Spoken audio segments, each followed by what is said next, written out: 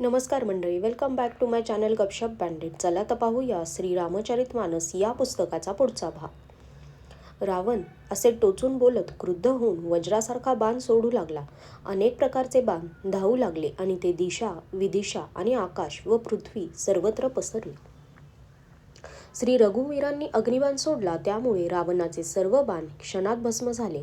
तेव्हा त्याने चिडून तीव्र शक्ती सोडली परंतु श्री रामचंद्रांनी एका बाणासरशी ती परतून लावली.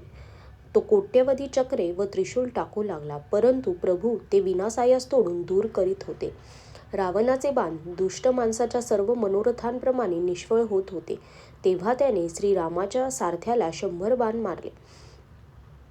तो श्रीरामांचा विजय असो असे म्हणत खाली पडला. श्रीरामांनी कृपा करून त्याला उठवले, तेव्हा प्रभू फार क्रोधित झाले. जेव्हा श्रीराम शत्रूविरुद्ध क्रुद्ध झाले, तेव्हा भात्यातील बाण बाहेर पडण्यासाठी चुळबुळू लागले. त्यांच्या धनुष्याचा अत्यंत प्रचंड टणत्कार ऐकून मनुष्यभक्षी सर्व राक्षस भयग्रस्त झाले. मंदोदरीच्या हृदयाचा थरकाप झाला. समुद्र, कासव, पृथ्वी आणि पर्वत घाबरले. दिग्गज पृथ्वीला दातांनी पकडून चित्कार करू लागले. हे कौतुक पाहून देव हसू लागले. धनुष्याला कानापर्यंत खेचून श्रीरामचंद्रांनी भयंकर बाण सोडले. श्रीरामांचे बाणसमूह असे निघाले जणू सर्प सळसळत जात असावेत. बाण पंखधारी सर्पाप्रमाणे उडत होते. त्यांनी प्रथम रावणाच्या सारथ्याला आणि घोड्यांना मारले. मग रथाचा चुराडा करून ध्वजा आणि पताका खाली पाडल्या. तेव्हा रावणाने मोठ्याने गर्जना केली, परंतु आतून त्याचे बळ क्षीण झाले होते. लगेच त्याने दुसऱ्या रथावर चढून नाना प्रकारची शस्त्रास्त्रे चिरडून मारली, परंतु त्याचे सर्व प्रयत्न निष्फळ होत होते. ज्याप्रमाणे परद्रोहाचा विचार करीत राहणाऱ्या माणसाचे प्रयत्न निष्फळ ठरतात, तेव्हा रावणाने 10 त्रिशूळ सोडले आणि श्रीरामांचे 4ही घोडे खाली पाडले. घोड्यांना उठवून श्रीरामांनी क्रोधाने धनुष्य ओढून बाण सोडले. श्रीरामांचे बाण रावणाच्या शिररूपी कमलवनात फिरणाऱ्या भ्रमावलीप्रमाणे निघाले. श्रीरामचंद्रांनी त्याच्या 10ही शिरांवर 10 बाण मारले. ते आरपार केले आणि शिरातून रक्ताचे पाट वाहू लागले. रक्त वाहत असतानाच बलवान रावण धावला. प्रभूंनी पुन्हा धनुष्यावर बाण लावून 30 बाण मारले आणि 20ही भुजांवर 10ही शिरे कापून टाकली. हात व शिरे कापली जाताच पुन्हा नव्याने उगवली. श्रीरामांनी पुन्हा भुजा व शिरे कापून टाकली. अशा प्रकारे प्रभूंनी अनेक वेळा भुजा व शिरे तोडली, परंतु तोडली जाताच ती पुन्हा नव्याने उत्पन्न झाली. प्रभू वारंवार रावणाचे हात व शिरे कापत होते, कारण कौसलपती श्रीराम मोठे कौतुक करून दाखविणारे होते. आकाशात असंख्य केतू व राहूंप्रमाणे तुटलेल्या भुजा व मुंडकी पसरली होती. जणू अनेक राहू व केतू रक्त वाहवत आकाशमार्गाने धावत होते. रघुवीरांचे प्रचंड बाण वारंवार लागत असल्यामुळे ते पृथ्वीवर पडू शकत नव्हते. एकेका बाणाने समूहाच्या समूह तुटलेली मस्तके अशी वाटत होती, जणू सूर्यकिरणे क्रोधाने सर्वत्र राहूंना एका माळेत ओवत असावीत. जसजसे प्रभू रावणाची डोकी कापत होते, तसतशी ती संख्या असंख्य होत होती.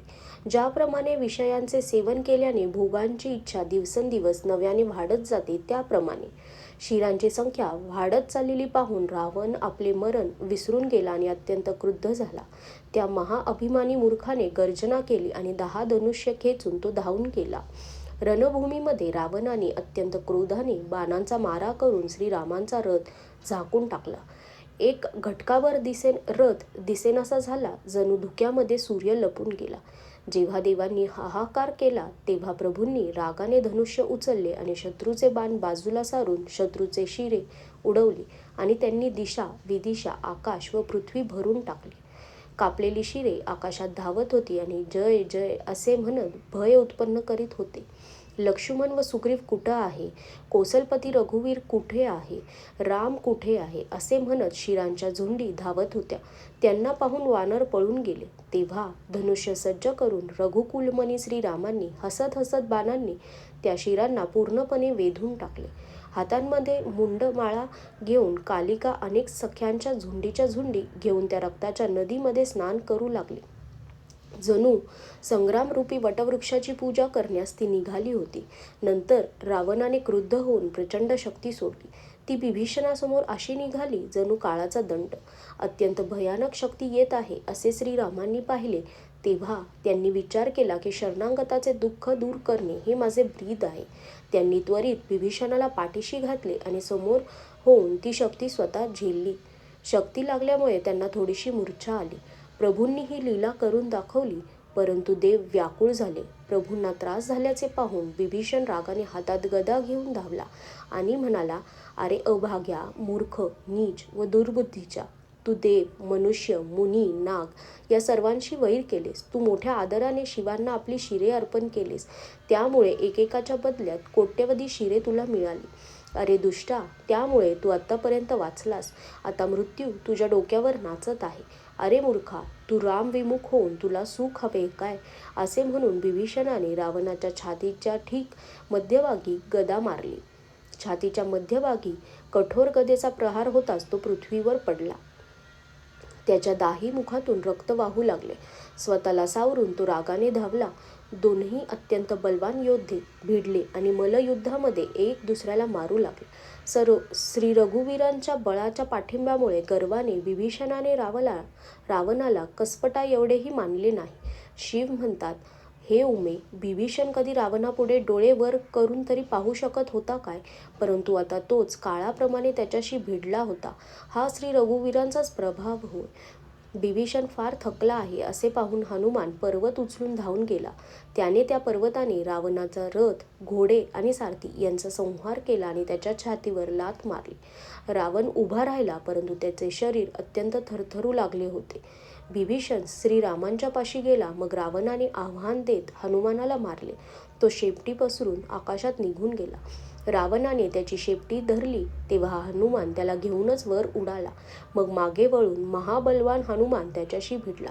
दोघे समसमान योद्धे लढत लढत एक दुसऱ्याला रागाने मारू लागले. दोघेही बळाचा व कपटाचा वापर करीत आकाशात असे शोभून दिसत होते जणू काजळाचा पर्वत हा सुमेरू पर्वताशी लढत आहे. जेव्हा बुद्धी, चातुर्याने आणि बळाने राक्षस काही पडेना तेव्हा हनुमानाने प्रभूंचे स्मरण केले. श्री रघुवीरांचे स्मरण करताच धीर हनुमान आव्हान देऊन रावणाला मारले. ते दोघे जमिनीवर पडत होते आणि पुन्हा उठून लढत होते. देवांनी दोघांचा जय जयकार केला. हनुमानावर संकट आलेले पाहून वानर व अस्वले क्रोधातूर होऊन धावली. परंतु युद्धाच्या मदाने मातलेल्या रावणाने सर्व योद्ध्यांना आपल्या प्रचंड बाहुबलाने तुडविले व चिरडिले. नंतर श्रीरामचंद्रांनी हाक दिल्यावर प्रचंड वानर धावले. वानरांची प्रबळ सेना पाहून रावणाने माया केली. आजच्यासाठी धन्यवाद.